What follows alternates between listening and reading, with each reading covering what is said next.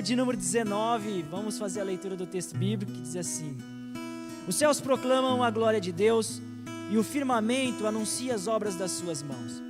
Um dia discursa a outro dia e uma noite revela conhecimento a outra noite. Não há linguagem, nem há palavras e deles não se ouve nenhum som. No entanto, por toda a terra se faz ouvir a sua voz e as suas palavras até os confins do mundo. Aí pôs uma tenda para o sol, o qual, como noivo que sai dos seus aposentos, se regozija como herói a percorrer o seu caminho. Principia numa extremidade dos céus e até a outra vai o seu percurso, e nada refoge ao seu calor. A lei do Senhor é perfeita e restaura a alma. O testemunho do Senhor é fiel e dá sabedoria aos simples. Os preceitos do Senhor são retos e alegram o coração. O mandamento do Senhor é puro e ilumina os olhos. O temor do Senhor é límpido e permanece para sempre. Os juízos do Senhor são verdadeiros e todos igualmente justos. São mais desejáveis do que o ouro, mais do que muito ouro depurado, e são mais doces do que o mel e o destilar dos favos. Além disso, por eles se admoesta o teu servo em os guardar a grande recompensa. Quem há que possa discernir as próprias faltas? Absolve-me das que me são ocultas. Também da soberba guarda o teu servo. Que ela não me domine, então serei irrepreensível e ficarei livre de grande transgressão. As palavras dos meus lábios e o meditar do meu coração sejam agradáveis na tua presença, Senhor, rocha minha e redentor meu. Amém? Fecha os teus olhos, vamos orar mais uma vez. Pai, estamos diante da tua palavra, Pai. Tua palavra que é viva, verdadeira, suficiente. Pai, a tua palavra que é inerrante, as sagradas escrituras. E nós estamos agora nesse momento pedindo que o Senhor fale conosco através dela, Pai. Que nessa manhã nós possamos ser edificados, exortados, transformados pela Tua palavra, em o nome de Jesus. Amém e amém. Amados, como o presbítero Jesus já disse aqui no início do culto, este é um mês especial para nós cristãos. Nós estamos comemorando nesse ano os 500 anos da Reforma Protestante.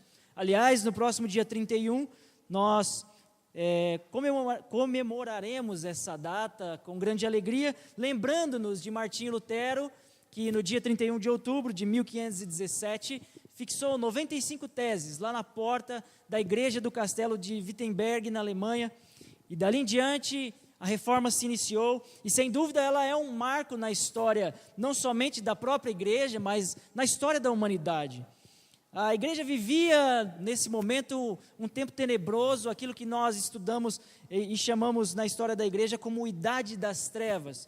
Um momento onde a corrupção tomou conta dos bispos, dos clérigos, inclusive de alguns papas ao longo da história.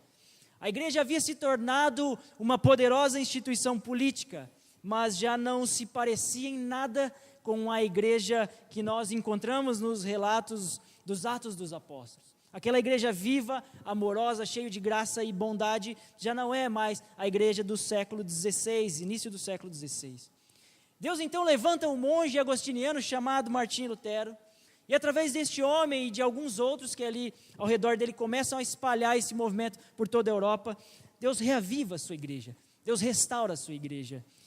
E esse é o evento que nós chamamos de Reforma Protestante, que tanto estamos falando nesse mês de outubro. E é interessante que essa reforma ela se sustenta basicamente sobre 5 grandes pilares, que são 5 frases em latim que dizem assim. A primeira delas é o sola fide, que significa somente a fé. É um princípio da reforma protestante que afirma que o homem é justificado única e exclusivamente através da fé, sem o acréscimo de obras ou através de méritos humanos, somente pela fé. O segundo ponto é sola scriptura, que significa somente as escrituras. Ou seja, a Escritura, a Bíblia Sagrada, a Palavra de Deus, é a única regra de fé e prática da igreja. E o protestantismo aceita as suas doutrinas, a sua inspiração, a sua autoridade, a clareza, a inerrância das Escrituras e suficiência das Escrituras. Portanto, nós cremos que a Bíblia é suficiente para nós. Terceiro ponto da reforma é o solus Christus, somente Cristo. Ou seja, a igreja dizia que os sacerdotes eram mediadores entre a igreja e o próprio Deus. Ou seja, precisaria que a igreja, através de um sacerdote, de um santo, intercedesse e ele levasse até Deus os pecados, e através deste sacerdote o povo era perdoado.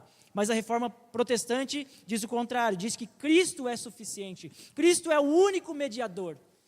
E através de Cristo nós podemos nos achegar a Deus, não precisamos de nenhum intermediador humano.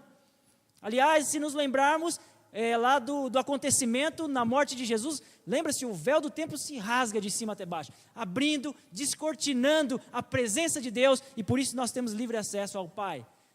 É o conceito de sacerdócio universal de todo crente, ou seja, todo crente é um sacerdote, todo crente pode se achegar diante de Deus e interceder por meio de Cristo ao Pai. Quarto ponto da reforma é sola gratia, que significa somente a graça.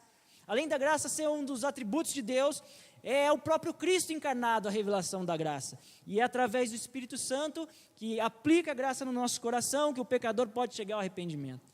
A graça comum é despejada, é comunicada a todos os homens, mas existe uma graça especial, que é a graça salvífica, que é por meio dela que nós podemos nos achegar a Deus, é por meio dela que nós nos comunicamos com Deus e podemos ser salvos do nosso pecado.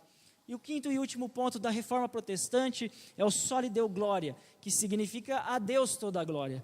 Este pilar da teologia reformada afirma que o homem foi criado para a glória de Deus e que tudo que o homem faz, tudo que o homem constrói, trabalha, deve se destinar à glória do próprio Deus. Pois bem, irmãos, conhecendo um pouquinho mais destes 5 pontos, eu quero nessa manhã, através do Salmo 19, resgatar um pilar que eu acredito que tenha sido o motor propulsor da reforma protestante. Sola Escritura, que significa somente as Escrituras. E eu recorri a um estudo feito pelo reverendo Hernandes Dias Lopes, e tirei deste estudo dele alguns pontos, algumas ideias, para meditarmos nessa manhã, e que eu espero que possa nos ajudar a olhar novamente para a Bíblia, para a Palavra de Deus, assim como Lutero olhou. Que nós possamos, nessa manhã, valorizar as Escrituras Sagradas, assim como os reformadores valorizaram. A leitura que nós acabamos de fazer do Salmo, nós podemos perceber que Davi, ele exalta a excelência da criação e também da palavra de Deus. E uma das primeiras coisas que eu aprendi quando comecei a estudar teologia lá no seminário, é que Deus se revela ao homem de 2 maneiras. A primeira maneira chama-se revelação geral, e a segunda é a revelação especial. Quando nós olhamos para o Salmo 19, nós vemos claramente que é uma divisão do versículo 6 para o versículo 7, onde nos primeiros versículos o salmista expressa aquilo que nós chamamos de revelação geral, aquilo que Deus revela a todo ser humano, ou seja, que as obras de Deus, que a criação de Deus proclamam a existência de Deus. Se pensarmos como é que surgiu o universo, como surgiram as galáxias, as bilhões de estrelas que nós podemos contemplar numa noite, quem é que está por trás de tudo isso? Quem criou esse universo maravilhoso e sustenta tudo isso? Alguns vão dizer que foi uma grande explosão chamada Big Bang, outros vão dizer que é o produto de uma evolução de milhões de anos. Mas será que a partir da desordem pode se gerar a ordem? Será que o acaso pode gerar vida? De fato não. A grande verdade é que se nós estivéssemos um pouquinho só, mais perto do Sol, a Terra provavelmente não existiria, tudo estaria queimado. Mas se nós estivéssemos um pouquinho afastados do Sol, provavelmente tudo aqui estaria também congelado. Portanto, nós estamos no lugar que nós precisamos estar para viver. Ou seja, esse universo ele não surge sozinho, independentemente, ele é criado de maneira inteligente, existem leis, cursos que regem com propósito a vida do universo. A matéria, ela não é eterna, ela não é autoexistente. A Bíblia afirma no capítulo 1, no versículo 1 de Gênesis, que no princípio Deus criou os céus e a terra. Portanto, Deus se revela através da criação, e essa é a revelação geral que todo homem pode contemplar. Todo ser humano, quando olha para a natureza, ele conclui que existe alguém maior do que ele, que criou todas as coisas e que os seus olhos podem contemplar, ainda que no seu coração ele tente dizer que não. Mas esse é o grande fato. A gente não vai se aprofundar muito nesses primeiros versículos, porque eu quero dar uma ênfase maior aqui, do versículo 7 em diante. Quero explorar um pouco mais essa parte do Salmo, onde Davi revela a excelência da palavra de Deus, o sola Escritura. O versículo 3 diz que não há linguagem, não há palavras e não se ouve nenhum som da revelação geral. Mas da revelação especial que se dá por meio das Escrituras Sagradas, nós podemos conhecer a Deus, conhecer a Cristo, conhecer os atributos de Deus, conhecer os propósitos de Deus para as nossas vidas. E eu quero nessa manhã, em 4 pontos, destacar isso e meditar com os irmãos nisso que o salmista trata a respeito da palavra de Deus, amém? Vamos começar voltando os olhos para o versículo de número 7, nós vamos falar um pouquinho sobre as excelências da palavra de Deus. Veja, o versículo 7 começa dizendo que a lei do Senhor é perfeita. Perfeita, essa é a palavra que o salmista usa. Portanto, na palavra de Deus não há erro. A Bíblia é inerrante, isso nós precisamos ter com fé, com convicção no nosso coração. A Bíblia é inerrante, a Bíblia é infalível e a Bíblia é suficiente. Nada pode ser acrescentado, nada pode ser tirado, nada pode ser alterado da palavra de Deus. Ela é completa. As obras humanas, as teorias, ao longo dos anos vão sofrendo alterações, mas a palavra de Deus não, ela é perfeita e ela é atual. E por que é que a Bíblia é atual? Quando alguém te diz assim, nossa, como que você pode acreditar num livro que foi escrito há 5.000 anos, há 3.000 anos atrás? Aí você explica assim para ele, olha, eu vou te dizer por que a Bíblia é atual. Primeiro, porque Deus não muda. Deus é imutável. O mesmo Deus de 5.000 anos atrás é o mesmo Deus de hoje. Deus não muda. E o ser humano parece que não mudou também, né? Aliás, parece que piorou, não é verdade? Se a gente vem olhando ao longo da história, parece que o ser humano piorou. Portanto, a Bíblia continua sendo atual porque fala sobre um Deus imutável, buscando pecadores que continuam pecando. É por isso que a Bíblia é perfeitamente atual. É por isso que a Bíblia não é um livro ultrapassado e nem obsoleto. Deus insiste em se revelar a nós através das Sagradas Escrituras. Mas o versículo 7 também diz que o testemunho do Senhor é fiel, ou seja, a palavra de Deus é fiel. O que Deus fala, Ele cumpre. Deus é fiel. Nenhuma das promessas de Deus caiu por terra. Deus vela pela sua palavra, Ele cuida da sua palavra, Ele cumpre a sua palavra. A palavra de Deus é verdadeira, ela é absoluta. Aquele que põe no Senhor e na sua palavra a sua confiança, ele não é confundido, ele não se decepciona. Aliás, a fidelidade de Deus é um dos atributos mais trabalhados ao longo das Escrituras Sagradas. Quando nós olhamos para os patriarcas, a história do povo de Israel, os profetas, e chegamos até o Apocalipse, nós temos promessas de Deus, da fidelidade de Deus. Embora Deus seja, às vezes, inescrutável, a gente não entenda, nós podemos ter a convicção de que Ele é fiel e fará tudo aquilo que Ele se comprometeu a fazer. Amém? A palavra de Deus é fiel. Por meio da palavra de Deus, nós podemos entender que aquilo que o Senhor disse que Ele fará, realmente Ele fará. Amém? Mas adiante no versículo 8, nós podemos encontrar a justiça da palavra de Deus. Versículo 8 diz que os preceitos do Senhor são retos, e a palavra reta aqui no Antigo Testamento tem a mesma raiz de justiça, ou seja, os preceitos do Senhor, a palavra do Senhor é justiça e é justa. E por que a palavra de Deus é justa? Ela é justa porque ela revela justamente o Deus na sua majestade, na sua soberania e na sua misericórdia. Ela é justa porque fala que o homem é sim pecador e feito de barro, mas que também esse mesmo homem é alvo do imensurável amor de Deus, da bondade de Deus. A Bíblia é justa porque quando ela narra os grandes patriarcas ou os santos homens da Bíblia, ela não esconde os seus defeitos e as suas fraquezas. Mas não apenas isso, a Bíblia é justa e nos ensina acerca da justiça.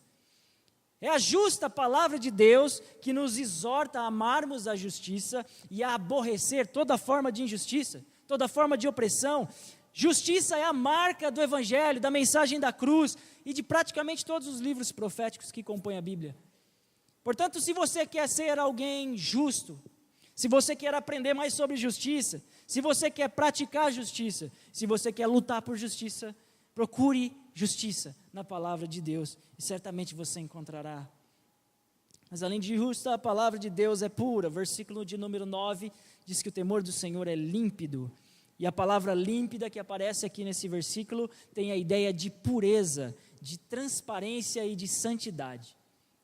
A palavra de Deus é pura, a palavra de Deus é santa, por um motivo apenas. Porque quem proclama a palavra é o próprio Deus. E o próprio Deus é justo, puro, santo. É por isso. Amém? Ela não é somente pura, mas ela também purifica. É por meio dela que, lá no Salmo 119, nós aprendemos que o jovem guarda puro o seu caminho. Ela é a água que nos lava, é a água que tira todo o pecado, que tira toda a impureza. Nela não há contaminação. A palavra de Deus é pura, ela é luz, ela é transparente. Onde ela chega, as trevas do engano e do pecado não podem prevalecer. Amém? A palavra do Senhor é pura. Mas o versículo 9 também nos diz que a palavra do Senhor é límpida e permanece para sempre. Ou seja, se ela permanece para sempre, a palavra de Deus é eterna. A palavra de Deus permanece para sempre. Veja, os conceitos humanos, os postulados, os dogmas, as filosofias humanas, elas passam, elas ficam para trás. Cada dia surge uma nova teoria, cada dia as teorias são revisadas, são revistas, mas a Bíblia não sofre revisão. A Bíblia não se desatualiza, ela não fica caduca, ela não fica ultrapassada. A palavra de Deus é sempre atual. Ao longo da história, a Bíblia resistiu toda sorte de perseguição. Tentaram queimar nas fogueiras, trancar em bibliotecas, tentaram proibir a leitura da Bíblia. Ela foi caçada às vezes como se fosse um livro perigoso, mas o Espírito Santo sempre preservou a palavra para que ela pudesse chegar aos nossos dias, e termos o conhecimento de Deus. Também a Bíblia sofreu afrontas da ciência. Homens arrogantes se levantam e em nome da ciência tentam ultrajar, desacreditar as Escrituras. Mas é interessante que os argumentos da ciência ou caem por terra, ou são às vezes comprovados pela própria Bíblia, e aí acabam caindo na vala do esquecimento. Mas a palavra de Deus, ela segue sua trajetória vitoriosa, como palavra infalível, inerrante e eterna. A Bíblia é eterna, a palavra de Deus é eterna. Mas tendo conhecido as excelências, visto tudo que ela é, nós podemos também encontrar neste salmo os efeitos da palavra de Deus. Vamos voltar ao versículo 7 aqui, e esse é o segundo ponto que eu quero meditar com os irmãos. Nós falamos que a lei do Senhor é perfeita, e ela é. Mas o efeito disso ela restaura a alma, parte B do versículo 7. Veja bem, por mais avançado que esteja a ciência, a psicologia, a filosofia, jamais a ciência consegue arrancar uma alma do poço da escuridão das trevas do pecado. As mais diversas religiões já inventadas, e hoje nós temos tantas, não conseguem trazer o homem de volta a Deus. Os esforços, as obras, os méritos, a religiosidade, as penitências, nada disso foi suficiente para reconciliar o homem a Deus, nada disso. Mas a palavra de Deus ilumina aquele que está em trevas. A palavra de Deus é o remédio para aquele que está doente, ela restaura, ela é fogo que purifica, ela é um martelo que quebra o coração que é duro, ela é a espada do Espírito, ela restaura. A palavra de Deus tem como propósito nos trazer de volta a Deus, de restaurar-nos. Se a fé está fraca, nós precisamos nos lembrar que a fé vem pelo ouvir, e ouvir a palavra de Deus.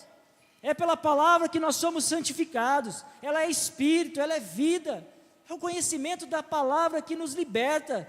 Veja lá em Ezequiel, quando a palavra de Deus é proclamada a um vale de ossos secos, a Bíblia diz que daqueles ossos secos Deus faz um grande exército. Essa é a palavra que restaura, que traz vida. Quando a palavra de Jesus foi pregada por ele mesmo àqueles 2 discípulos no caminho de Emaús, eles falam: você se tocou, você percebeu como o nosso coração ardia, como o nosso coração se aquecia quando ele falava as Escrituras. Quando Pedro proclamou a palavra no dia de Pentecostes, quase 3.000 almas foram salvas e se entregaram. A palavra tirou, libertou os cristãos de Tessalônica da idolatria. Só há um remédio para uma alma abatida, uma alma angustiada, uma alma oprimida, que precisa de restauração. Só há um remédio, e esse remédio é a palavra de Deus, é a Bíblia Sagrada, são as Sagradas Escrituras. Mas o efeito da palavra de Deus no versículo 7, final do versículo vai dizer que a palavra dá sabedoria aos simples. Veja bem, nós sabemos que a sabedoria do mundo é loucura, sabedoria humana é loucura. A sabedoria humana torna o homem em um ser arrogante. A sabedoria humana gera soberba. Por isso ela é passageira, por isso que ela é terrena, por isso ela é carnal. A sabedoria humana insulta a Deus e exalta o homem. Ela diviniza o homem e humaniza Deus. Nós podemos ver isso o tempo todo. É por isso que a sabedoria humana gera escravidão, gera opressão, gera infidelidade, gera infelicidade e deságua na morte. Auguste Comte, que foi o grande idealizador do positivismo, dizia que o dia que o mundo tivesse educação, a sociedade tivesse escola, estudo, Deus se tornaria alguém inútil para a sociedade, alguém obsoleto. Deus certamente sumiria da história da humanidade. Mas a grande verdade é que Auguste Comte é que sumiu. Ele morreu, as suas ideias permanecem, mas Deus permanece vivo, Deus não está morto. A palavra de Deus continua viva. Estes homens do iluminismo achavam que nesses dias que nós estamos vivendo, provavelmente não existiria nem o cristianismo mais. Mas nós estamos aqui pela graça de Deus pregando essa palavra, proclamando o evangelho. Essas filosofias humanas levaram a humanidade, na verdade, para o fundo de um abismo espiritual. Nós vemos hoje na Europa um grande esfriamento espiritual, pessoas frias, vazias. Mas aqueles que se colocam debaixo da palavra de Deus, da autoridade da palavra de Deus, recebem conhecimento do céu, sabedoria que vem do trono de Deus, e aí passam a olhar a vida a partir de uma perspectiva do próprio Deus. Deus dá sabedoria aos simples, a sabedoria para aqueles que se despojam da vaidade. O analfabeto pode receber de Deus sabedoria, entender o sentido da vida. Aquele que é fraco pode se tornar mais forte que um gigante, quando embasado pela palavra de Deus. Mas é uma pena que a gente, às vezes, dentro da própria igreja, não reconhece isso, né?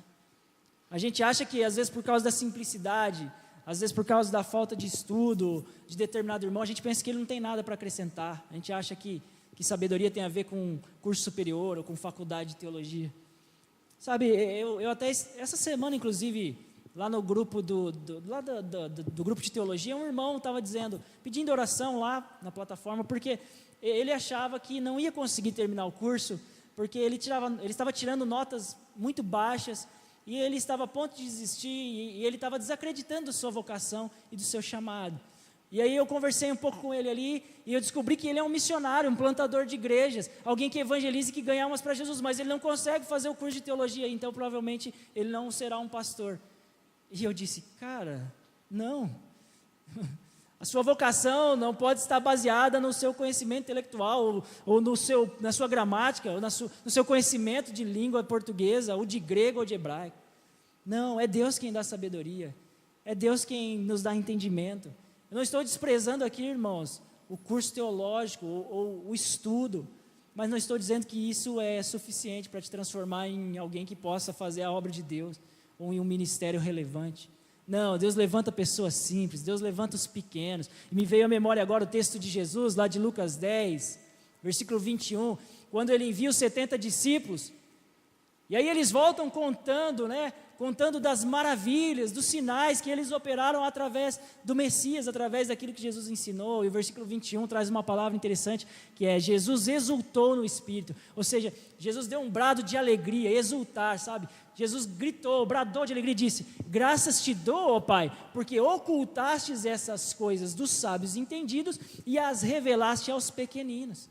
É assim que Deus faz, sabe? Eu pude presenciar isso em ambientes onde, às vezes, pessoas que a gente julga que não sabe de nada, jovem, pessoa que, não, Deus vai lá e levanta e usa e revela coisas grandiosas, porque a revelação divina cabe ao próprio Deus. É Ele quem faz. Por isso não pense em ser pequeno, ou pense que você é incapaz, insuficiente de fazer aquilo que Deus colocou na sua mão. Não, Deus te chamou e Ele vai te capacitar, e através da sua palavra Ele vai te fortalecer e te levar ao alvo, acertar o alvo, aquilo que Ele tem como propósito para a tua vida nessa manhã, amém? Aleluia.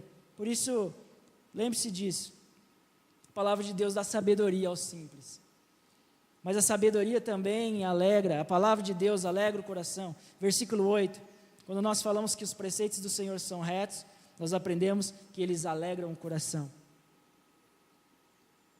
E em um mundo que a marca principal tem sido a tristeza, a angústia, a depressão, as síndromes, que são de fato as marcas dessa sociedade contemporânea que a gente vive, né?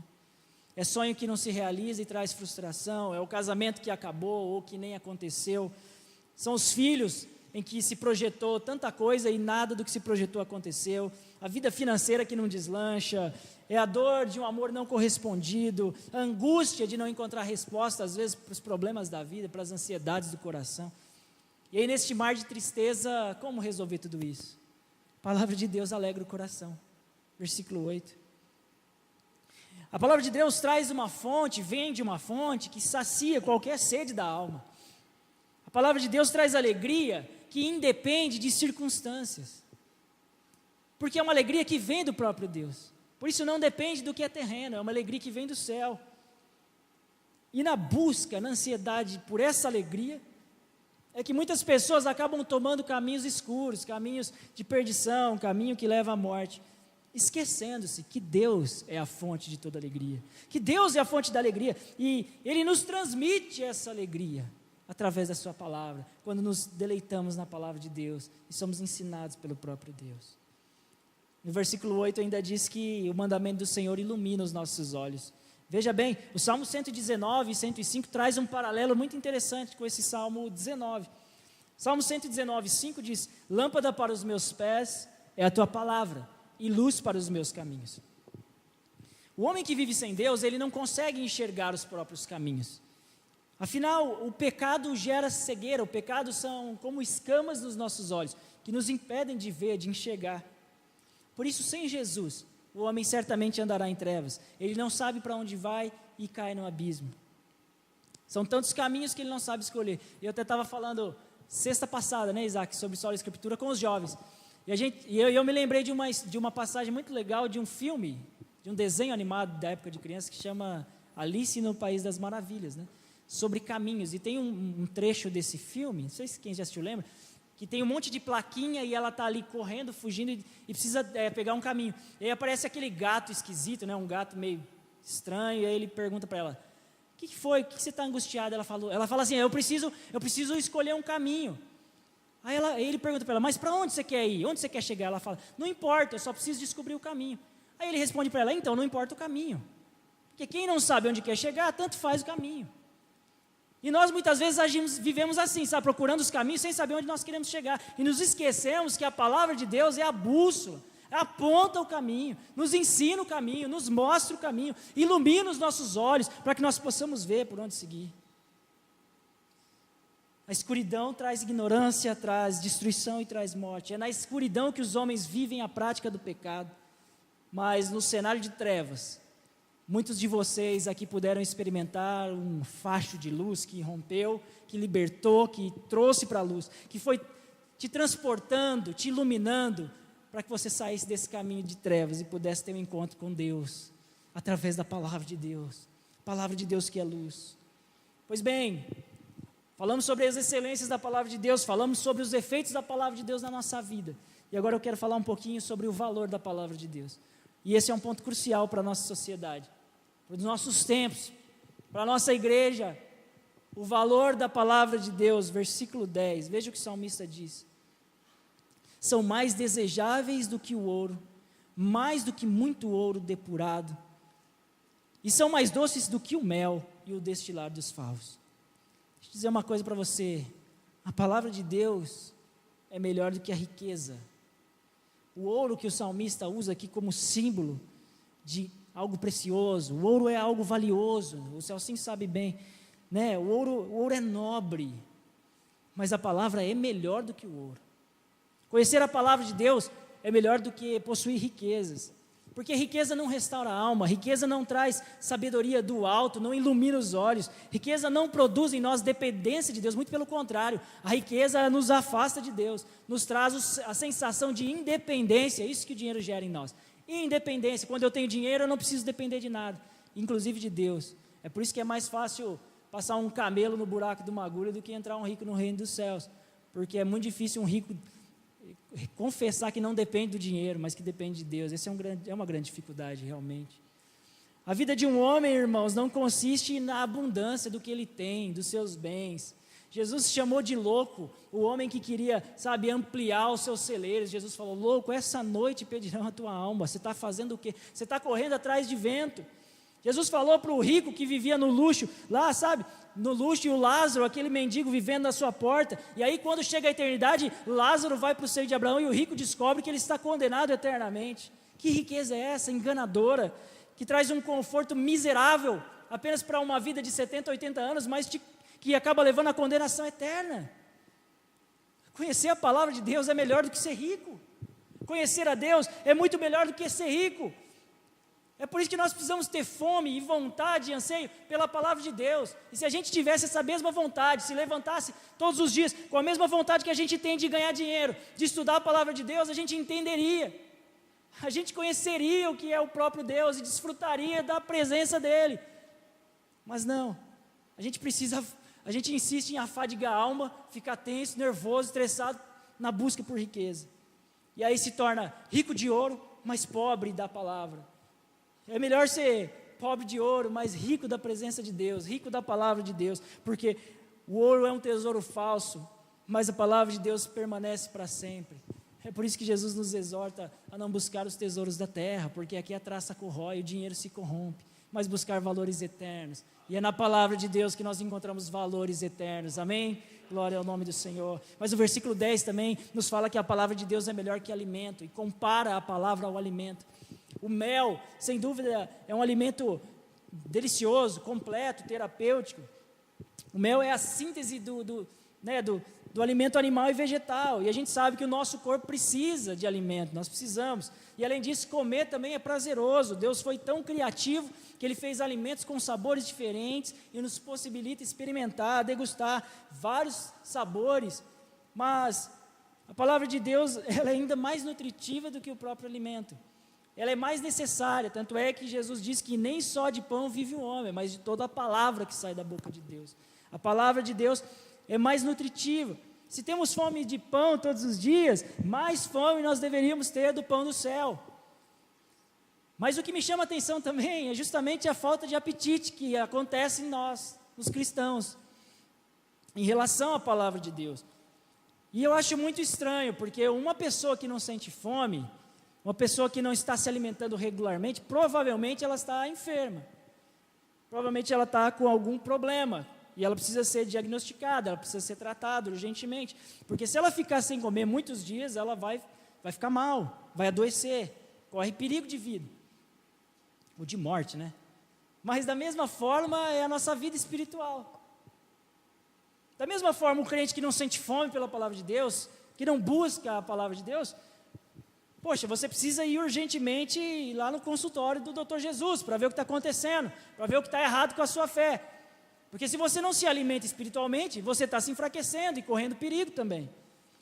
Por isso, essa é uma manhã em que o Espírito Santo nos desafia a colocar o nosso coração diante da presença dEle, sondar o nosso coração, e aí de repente fazer um check-up nesse consultório, do nosso coração, e ver o que é que está acontecendo, para começar um tratamento ainda hoje, se possível, um tratamento espiritual, para que você volte a sentir fome pela palavra de Deus, para que você possa sentir de novo a vontade de degustar a palavra de Deus, para que a sua saúde espiritual possa ser restaurada, possa ser renovada nessa manhã. A palavra de Deus é preciosa, ela é valorosa. Veja o valor que o salmista dá a ela, mais preciosa que o ouro, mais nutritiva que o mel. E aí eu me lembrei de uma história, de uma ilustração, e era o dia de faxina em uma casa, e a mãe resolveu distribuir as tarefas. Para cada filho ela deu uma tarefa. E para o menorzinho, ela pediu para limpar um armário, onde tinha umas coisas lá empilhadas há muito tempo, e ela falou, você tira tudo, limpa tudo, guarda, vê o que presta e o que não presta, e vamos jogar fora. E ele foi tirando, mãe, isso aqui, para quem é de tal, vou devolver para fulano. Aí esse aqui joga fora que não presta, esse guarda e tal. E de repente ele achou uma Bíblia. Aí ele pegou aquela Bíblia, um livro grande que eles tinham, e falou, mãe, e esse livro aqui tão grande? Aí ela parou e falou, não filho, esse livro aí é a palavra de Deus. Aí ele falou, então eu já sei, esse a gente devolve para Deus, porque a gente não usa aqui em casa mesmo, né? Pois é. E aí eu penso, principalmente em quem é pai, aqui em quem é mãe, né? Não sei se você já percebeu o grande investimento que o inferno tem feito na vida do teu filho e das crianças. Não sei se você percebeu, talvez não tenha caído tua ficha. Mas o inferno está fazendo um grande investimento na vida das crianças. Não é mesmo? A gente precisa só de citar os absurdos que a gente tem visto nesse país, né? É criança sendo exposta a cenas, né, horripilantes, inclusive até de zoofilia. Crianças que são levadas à exposição de nudismo e aí são estimuladas a tocar em homens nus. E aí vai para a escola, lá tem a cartilhinha da ideologia de gênero, ensinando que ela não precisa ser menina nem menina, ela pode ser o que ela quiser, se ela for homem no corpo de mulher, mulher no corpo de homem, o que ela quiser ser. E que menino pode gostar de menino, e menina pode gostar de... É isso aí, isso que seu filho tem aprendido. É esse o investimento que Satanás tem feito na vida das crianças. E aí eu pergunto, e o que é que você tem feito, como pai e como mãe? Tem instruído os seus filhos à luz da palavra de Deus? Tem ensinado aos seus filhos o caminho em que ele deve andar? A gente tem um problema, principalmente no Brasil agora, que é a tal da terceirização, né? Foi aprovada a terceirização. Então a gente quer terceirizar também a educação espiritual de filho agora. Aí a gente traz para a igreja e fala para a tia lá, se vira com esse moleque aí, porque você tem que ensinar ele o caminho de Deus. Não é a tia da escolinha que no domingo à noite, em 1 hora, vai ensinar o teu filho a palavra de Deus, os caminhos pelos quais ele deve andar. Não pense que é o culto infantil no domingo que é suficiente, mas ensine os teus filhos em casa. Leia a Bíblia, senta com eles, ensina, instrui no caminho. Ensina para eles qual é o caminho de Deus, qual é a vontade de Deus, qual é a perfeita e boa e agradável vontade de Deus para a vida deles. E eu quero encerrar já, nesse último ponto, falando a respeito do poder da palavra de Deus. Nós precisamos sim valorizar a palavra de Deus, não podemos nos esquecer disso. Nós precisamos aprender sobre a excelência da palavra de Deus, falamos dos efeitos dela, mas esses últimos versículos falam do poder da palavra de Deus.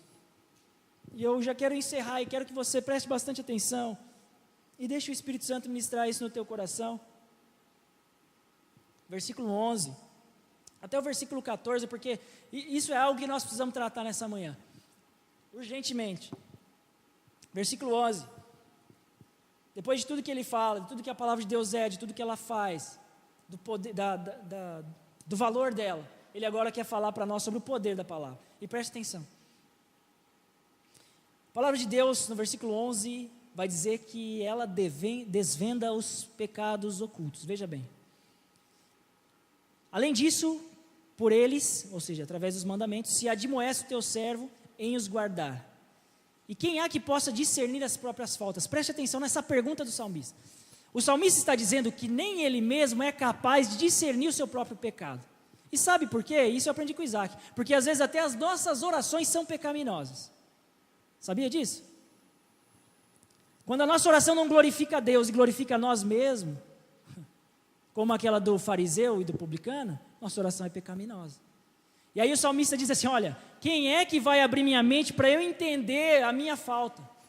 A resposta está aqui, a palavra de Deus. A palavra de Deus torna claro o nosso pecado oculto quando nós corremos para ela. Sabe, onde a luz chega, não pode mais ter treva, a treva não tem comunhão com a luz, elas não podem prevalecer. Portanto, é impossível que alguém que seja invadido pela palavra de Deus, não escancare também as comportas do coração e permita que a luz vá entrando pelos ambientes da casa e chegue até aquele quartinho lá do fundo, que é o quartinho da bagunça.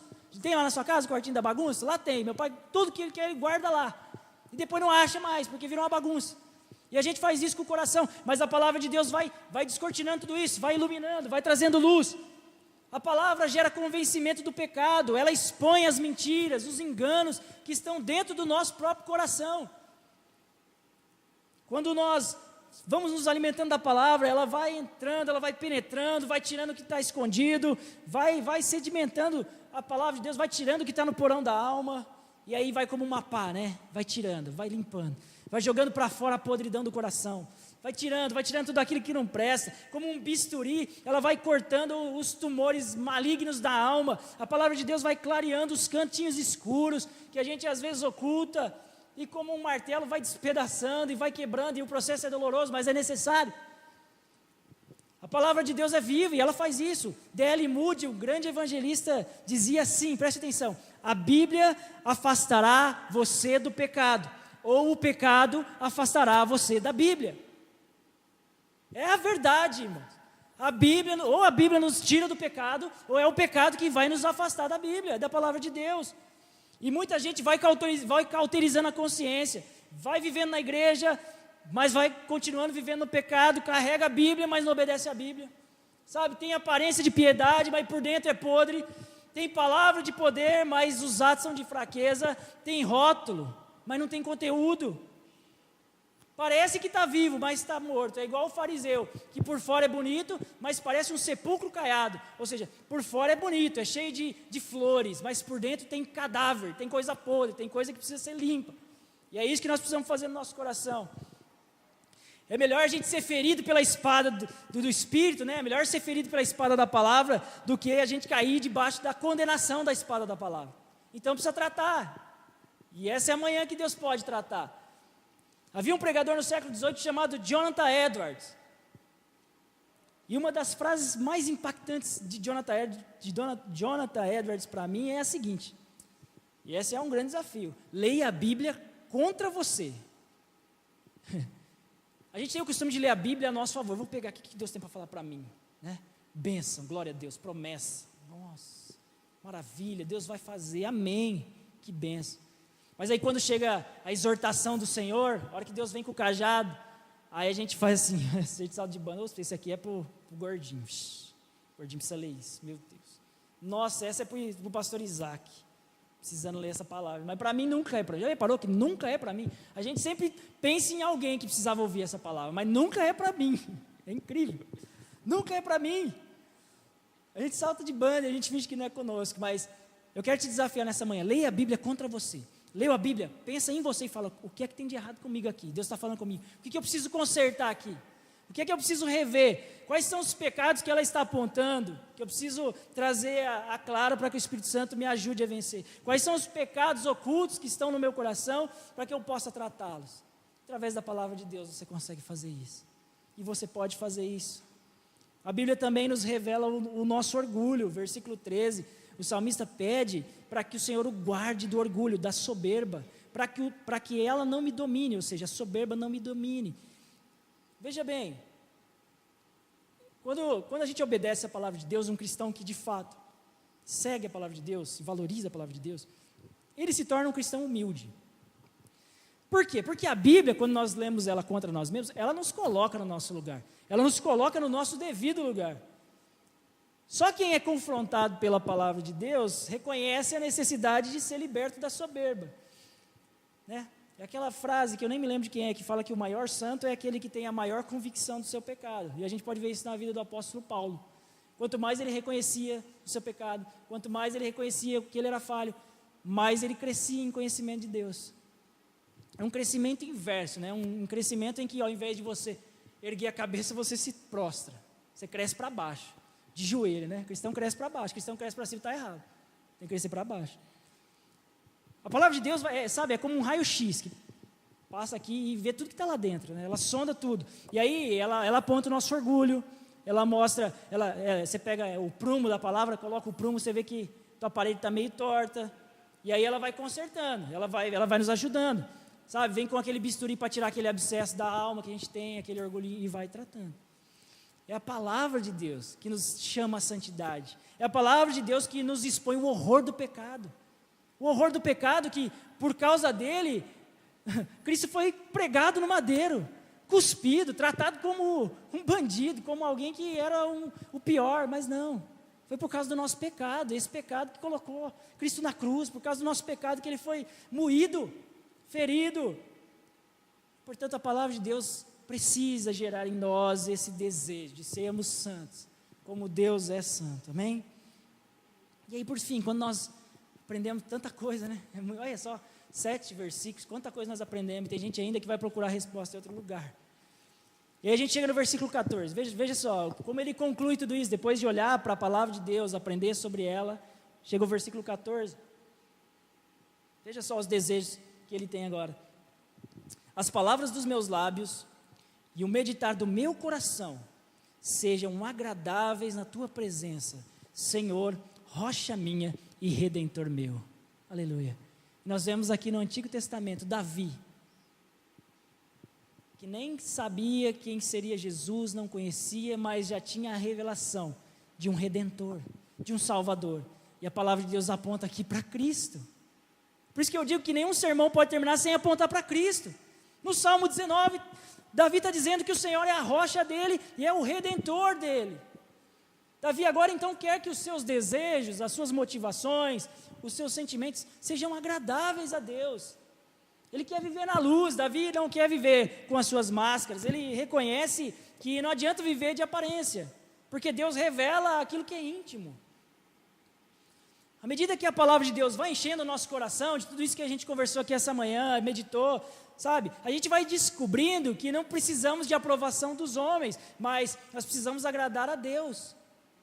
Que o meditar do nosso coração agrade ao Senhor. A palavra do Senhor diz isso. À medida que a palavra vai transbordando, vai enchendo o nosso coração, e aí a gente vai sendo transformado, o nosso caráter vai sendo corrigido. O nosso temperamento vai sendo controlado pelo Espírito Santo de Deus. A palavra vai mudando, vai apertando, vai transformando. E aí nós, a cada dia, vamos crescendo, nos transformando na imagem do Filho amado. Quando nós estivermos cheios da palavra de Deus, nós não vamos poder estar cheios de pecado, e nem cheios de nós mesmos. Porque a boca fala daquilo que está cheio no coração. A boca fala do coração está cheio. E se dentro de nós habitar a palavra de Deus, dos nossos lábios vão brotar palavras de bênção, palavras de gratidão, palavras agradáveis a Deus. Então a nossa língua se torna remédio, refrigério para as almas que estão perdidas. Até porque o propósito de todo cristão e da igreja, a missão da igreja, aliás, a missão de Deus dada à igreja, é de alcançar perdidos. E nós o faremos em nome de Jesus, amém? Através da palavra. Nessa manhã, nesses poucos versículos aqui que nós meditamos, nós aprendemos tanta coisa, né? Mas isso não vai adiantar de nada se você sair daqui e continuar vivendo da mesma forma. Chegando na sua casa, você vai e joga a Bíblia na estante e vive sua semana, e aí domingo você lembra que você é crente e pega ela de novo, né? E vem para a igreja. Portanto, eu quero te desafiar nessa manhã, ao solo Escritura, aquilo que, de fato, como Jesus falou, nos trouxe de volta a essência da igreja, que estava morta, uma igreja que estava acabada, mas que através da palavra, das Escrituras, Deus levantou Lutero, levantou Calvino, Zwinglio, e levantou e restaurou a igreja de novo, e transformou a igreja de novo. E aí eu fico pensando, será que não é hora de uma nova reforma? Não, irmãos, na nossa casa, no nosso coração, na nossa vida, uma nova reforma que traga de novo a fome pela palavra, que nós possamos de novo olhar para a Bíblia e dizer, as Escrituras são suficientes, sem ficar procurando respostas por aí, buscando em outras fontes respostas para a nossa vida, quando Deus já nos deu tudo o que nós precisamos por meio da palavra. Por isso nessa manhã eu quero te desafiar a sair daqui com o coração queimando pela palavra de Deus, como os discípulos de Emaús, que quando ouviam Jesus falando das Escrituras, o coração ardia.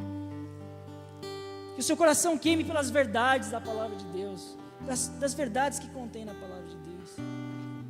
Nós vimos as excelências da palavra de Deus, vimos os efeitos dela, vimos que ela é preciosa, vimos o valor da palavra de Deus e o poder que ela tem de nos transformar. Por isso a pergunta que eu faço para você nessa manhã é: você ainda precisa buscar resposta em algum outro lugar? Você precisa buscar respostas em outra fonte? Existe alguma dúvida a respeito de tudo que eu falei aqui? Eu espero que não. Porque a Bíblia é suficiente. A palavra, somente as Escrituras são suficientes para aquilo que nós precisamos viver. E eu quero te convidar a colocar tudo isso agora na presença de Deus em oração. Feche os teus olhos e clame ao Senhor, para que nesta manhã o Espírito Santo de Deus aplique tudo isso que foi falado nos nossos corações, para que nós possamos contemplar quão excelente é a palavra de Deus, para que nós possamos desfrutar daquilo que ela faz, daquilo que ela efetua no nosso coração, para que o nosso coração esteja queimando, para que o Senhor coloque fome no nosso coração, todos os dias, nós possamos nos lembrar das Escrituras e lê-las, e praticá-las e meditar,